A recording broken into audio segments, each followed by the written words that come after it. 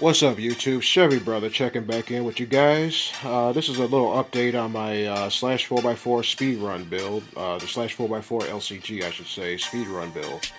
Um, I'm checking in with you guys. I'm at a standstill right now with the car. I'm having quite a few little technical conundrums going on here because what I was trying to do was use my 1415 Castle Creations motor. This is actually the motor out of the funny car, as I said before in my previous videos. Um, what I did was I took this motor mount out, put the factory one back in, changed the gearing, and what I did is I ordered a energy gear from the HPI WRX Ken Block. Okay, hold on one second. I'm gonna grab that and show you guys that. Here's the gear right here. Okay, now I'm not ashamed to say what my gear ratio was. It was 20:36. Now I ordered this from Energy. I paid $15 for it shipped to my house. Put this thing on my motor here. I mean, because this hole here is 3mm supposedly, right?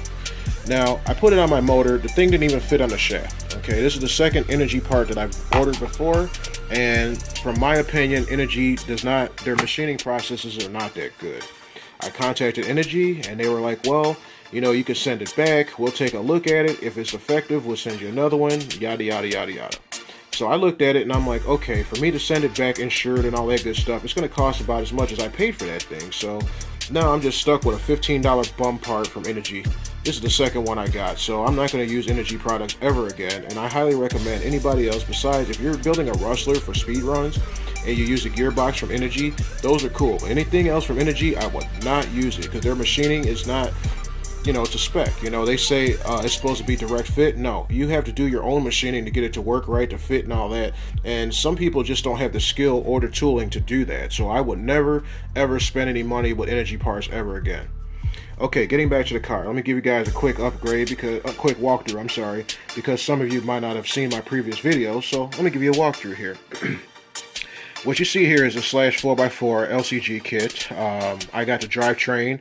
I actually pulled the front and rear drivetrain out of my Telluride, my Telluride 4x4 right there. I bought the Telluride off of eBay. I paid $130 for it, and when I got the Telluride, it had these RPM A-arms on here. The red ones here, as you can see, front and rear. It had the axles in there. It had the front diffs in there. It had the shock towers. It had body mounts, that came with it. Only thing I had to do was I had to put the VXL camber links on here.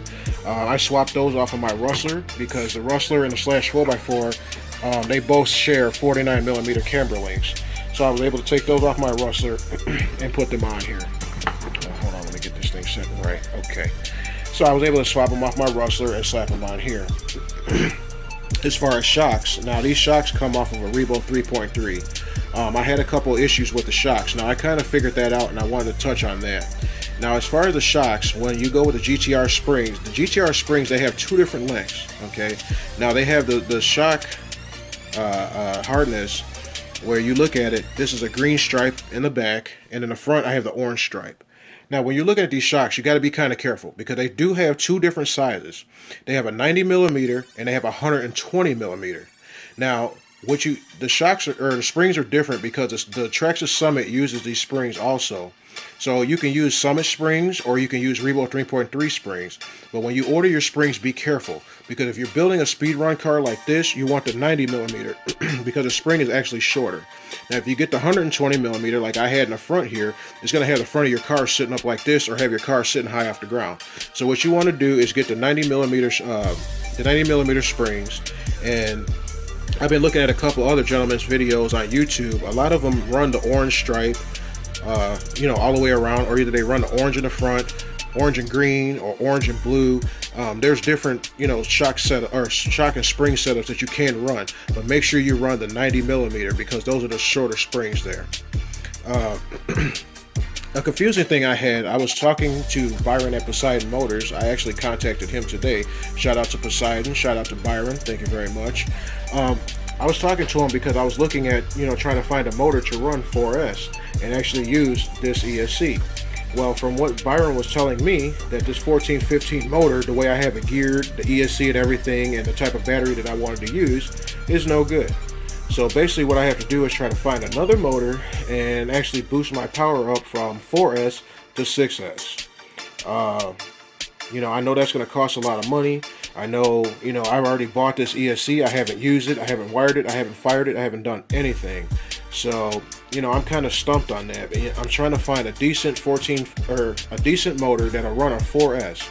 I've been looking at the 1415, the 1515. I've been looking at the Chinese knockoffs of the Castle motor. I really don't want to get a knockoff motor.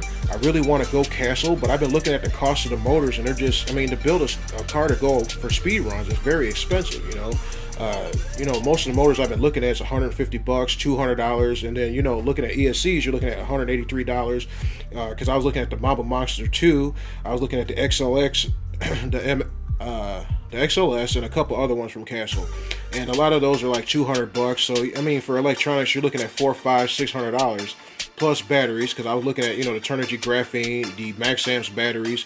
The Turnigy Graphene is pretty much budget priced. For 4S, you can get a battery for $110 off of eBay that I've seen. But Max Amps, you're talking $200 for a 4S battery. That's just a lot of money. In my whole setup here all together, I might have maybe about $300 in the car. It's not even running yet. This is just the chassis, what you see here, and that's still like $300. Now, as far as my chassis goes, everything's pretty much bone stock on here. Like I said, I had the Revo 3.3 shocks and springs on here.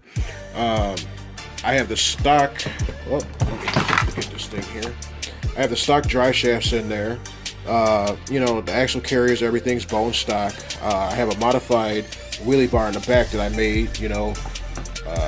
What I did was I took the wheels off of my wheelie bar from my Rustler because I crashed and broke it. Took the screws out, put the wheels in here, and that's just straight from a Rustler wheelie bar there. My dry shaft I got in here is a Traxxas Big Bone. I bought that off of eBay. I paid $30 for it with the drive cups and everything on there. Steering servo, now this one is kind of a junky one because this one came out of my Rustler, the very first Rustler I had. So this servo is about 2 years old and it's wore out, but it's a 2056. I did some flopping around because I know when you guys looked before, everything was sitting at different locations on here. So I flopped everything around. This was sitting up here. I moved it over here. And what I did, I used existing holes that were in the frame. I went on I went on YouTube and looked at a couple other people's videos because I never had a slash 4x4 before. This is my first one and I'm building this from the ground up.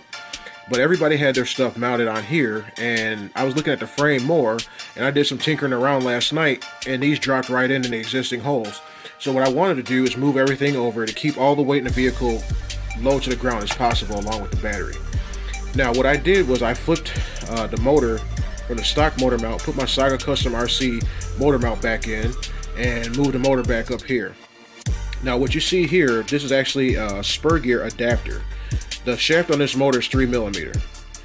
This adapter here, what you can do is run spur gear as a pinion gear. My current gear ratio that's in here now is 38 up here, 36 down here. That was just something I just ordered for experimental purposes to see, how this car would run if I could run this motor. But from what Byron told me, that's a bit too much for this motor. It doesn't have enough horsepower to pull those gears, which I found out myself because when I did a dry run on a brand new Turnigy 4S battery 30C burst, I killed a cell. So, right now I'm kind of in a conundrum right now. I don't know which motor to get because I want to get a decent budget price motor, but I don't want to pay a whole fortune for a motor. At the most I want to spend $100, $110 for a motor. I still want to be able to use this ESC. I do not want to replace my ESC. As far as batteries, I'm looking at going with the Turnigy Graphene 90C burst battery. That battery I've seen on eBay is for $110. That's the one I'm going to go with. So I'm trying to find a motor that'll run with the existing ESC I have, the Turnigy Graphene, and still 4S power, and still be able to, to pull 80, 90, 100 miles an hour. So that's the question I have to you guys. Which motor do you suggest for that to do 4S? I've also been looking at TP Power. I've been looking at those motors also. Guys, if any of you guys run a TP Power, hey, hit me up. Drop me a comment in the section below. Let me know, which model you use, how does it run, what kind of battery power you're using. I'm also going to put a cat pack in here. I had another video that I was talking about cat packs and stuff. I actually saw a Poseidon cat pack It was like $15. I know it was kind of overkill because the thing is kind of big, but I'd rather have protection on my electronics than none at all. So that's what I'm going to go with that. As far as tires on here, these are the GRP S3 compound front and rear. The front tires are brand new. The rears, I got about 3 runs on that. They were on my Rustler when I ran the Run DMV. That's why they're kind of dirty, but they're not bald at all. So the front tires only cost me $25 just to order those, because when these are on my Rustler, I lost one. So you can't just buy one, you got to buy a pair. So that's why the fronts are new, the backs are slightly used. As far as wheel adapters, or hub adapters, I'm sorry. These are 17mm MIP hub adapters, because on my Rustler I was running a Traxxas brand, and Traxxas brands do not run those. They have a center nut in the middle, and you can run blue Loctite on there, but when you have a powerful motor on 4S, 3S, 6S, whatever you're running, those center nuts, they come loose and you might possibly lose a wheel like I did. So what I do is I highly recommend going to MIP and running with the MIP hub adapters. These hub adapters, I think I paid, I want to say $25 for the set here. The way MIPs are, you can run them with the stock axles, or you can run them with MIP axles, because they give you, the screw kit to run with the MIP axles. So I highly suggest, if you're building a car with some power and you want to go with 17mm hub adapters, go to MIP, use those. That's all I got for now. Rate, comment, subscribe, give me a thumbs up, and as always, keep RC and keep wrenching. Peace.